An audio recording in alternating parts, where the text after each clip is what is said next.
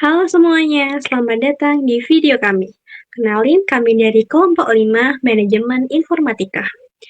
Hari ini kami akan berbagi rahasia membuat program yang baik dan rapi, tapi dengan cara yang seru, yaitu membuat resep sambal. Saya akan menjelaskan bagian pseudocode dalam kurung system.in. Kita membuat variabel input pengguna yang di dalamnya terdapat sebuah perintah khusus ya, yang nanti kita jadikan satu di variabel input pengguna. Maksudnya adalah kita merekap atau merekam, mengambil data dari inputan dari pengguna. Lalu diikuti dengan string variabel bahan goreng yang di dalamnya ada kata cabai, bawang merah, dan juga bawang putih. Lalu diikuti dengan perulangan for. Nah, di sini intinya bertipe data string bahan goreng itu ibaratkan sama bahan goreng ya. Kita ubah bahan goreng tadi, variabel bahan goreng menjadi variabel bahan biar lebih singkat saja. Lalu di sini diikuti dengan sistem out print line dalam kurung munculkan kata kalimat cuci bersih, lalu memanggil variabel bahan yang pertama yaitu cabai. Lalu sintaks berikutnya kata goreng, memanggil bahan cabai, lalu diikuti dengan kemudian default.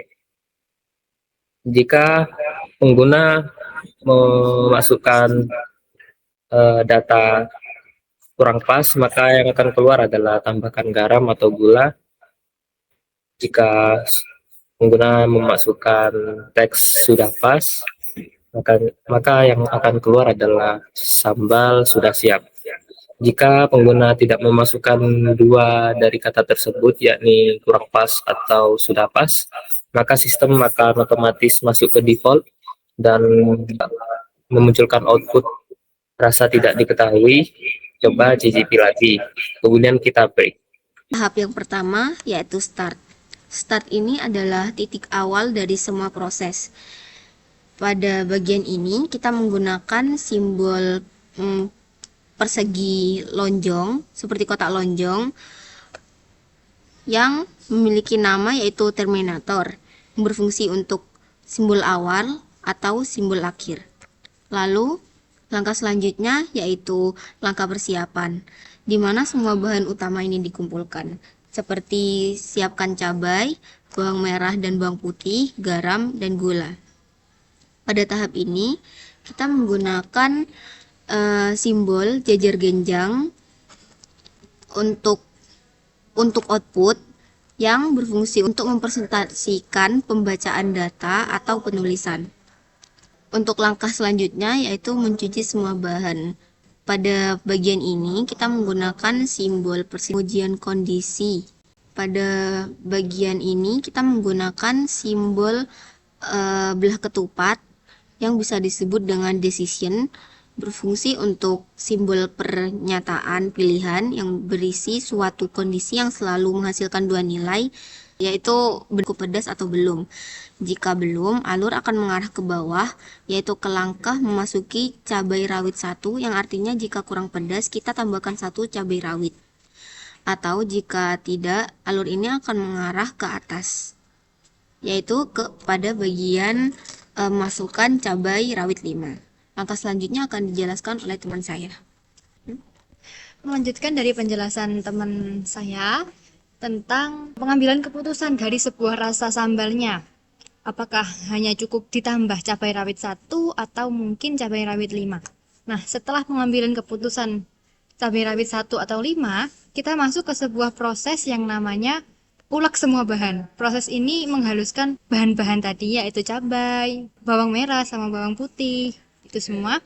Setelah proses pengulekan semua bahan, maka akan lanjut kepada decision lagi, yaitu keputusan lagi. Di sini dicek apakah rasanya sudah pas. Jika belum pas, maka kita masuk pada proses tambahkan gula atau garam. Namun jika dirasa sudah pas, maka akan langsung kepada output sambal siap disajikan. Sambal siap disajikan ini artinya rasanya sudah sempurna, proses pengujiannya sudah selesai. Jadi dia akan langsung menyajikan sambalnya. Di sini kenapa menggunakan jajar genjang? Karena jajar genjang itu kan simbol, namanya itu input output data. Di sana dia mempresentasikan pembacaan data, penulisan datanya. Dia kayak outputnya lah. Sambalnya siap disajikan nih. Nah, dari sambal yang siap disajikan, dari outputannya ini maka akan langsung turun pada kotak lonjong. Kotak lonjong tadi adalah terminator. Di sini untuk mengakhiri sebuah program.